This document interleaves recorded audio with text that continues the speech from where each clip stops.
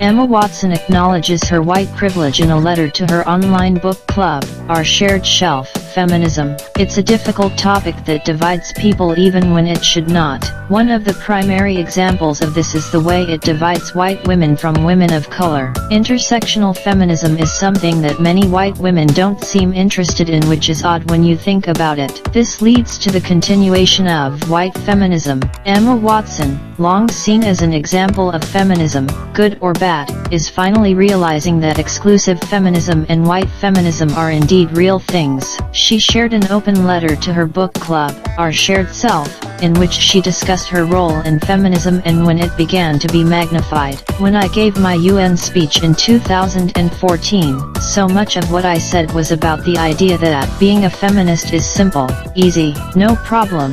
But that is when things took a turn for her. I have since learned that being a feminist is more than a single choice or decision. It's an interrogation of self. Every time I think I've peeled all the layers, there's another layer to peel.